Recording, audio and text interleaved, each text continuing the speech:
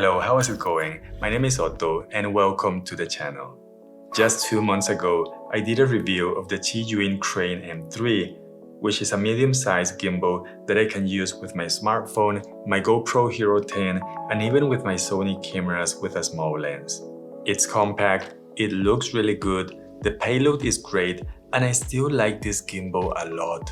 It is a very good upgrade from the Crane M2, but the one thing that people didn't like about this gimbal is the $370 price tag. So ZHIYUN came up with a solution, and this is their new gimbal, the Crane M2S. It almost feels like I'm using the M3 with a few differences, a more accessible lower price, and the way I see it, it feels like an upgrade from the old M2. Before I keep going, you need to know that this video is not a sponsor. ZHIYUN sent me this gimbal to test it out, but everything that I say is my own opinion. The Crane M2S is going to be available in 2 different versions. The standard package comes with a tripod, color filters for the fill light, and 3 different cables to connect the gimbal to your camera. The combo package will also include a clamp for your smartphone and this medium-sized backpack. This gimbal is compact and lightweight. It's even lighter than the M3, standing at 540 grams, and the tripod weighs 50 grams. The M2S is a 3-axis gimbal that you can use with your smartphone, an action camera, and the smaller cameras like the Sony a6000 series or the Canon M50. This will also support cameras like the Sony a7 III and the a7 IV as long as you use a lens that is not too heavy. And I have to say that for this purpose, my favorite one is this Samyang 18mm f2.8. The new M2S has an integrated fill light. It is not bicolor like the one on the M3, but it packs a lot of brightness with 5 levels of adjustment with a color temperature of 5500 Kelvin. And let's not forget about the 4 magnetic color filters, which are quick and easy to place on the fill light. This gimbal has a battery that will last for about 10 hours. It charges in just about 1 hour and 40 minutes, and you can also charge and use the gimbal at the same time with a power bank. Comparing the M2S with the M3 side by side, you can tell that they look similar but different at the same time. To make this a gimbal with a lower price tag without sacrificing the power on the motors, some changes had to be done. The build quality in general is good. All axes have a locking mechanism, and I like these ones more than the ones on the M3 except for the pan lock, which is plastic and it doesn't match the other ones. Here we have a trigger that will let you recenter the camera, turn the camera around, or activate the sport mode by holding the trigger down.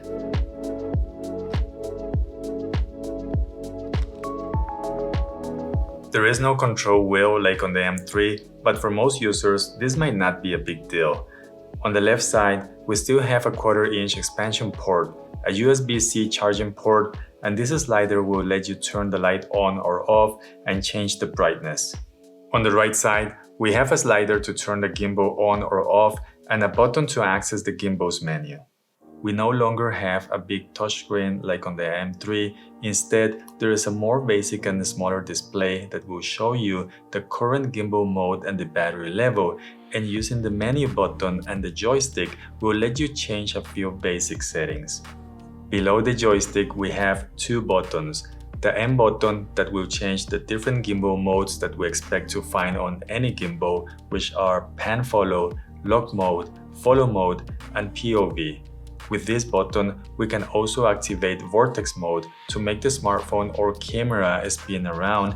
This gimbal will spin without limits, and unlike other gimbals, the arms will never block the view. The record button will start or stop recording, but you need to connect the camera to the gimbal with one of these cables.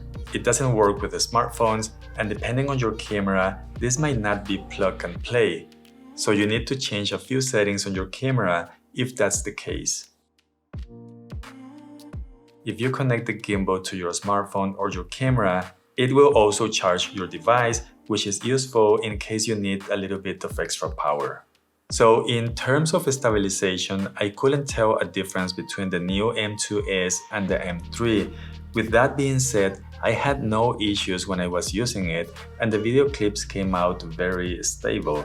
The size and the weight of this gimbal, paired with the excellent stabilization, makes it perfect for B-roll videos, and for the same reasons, this gimbal is also great for vlogging.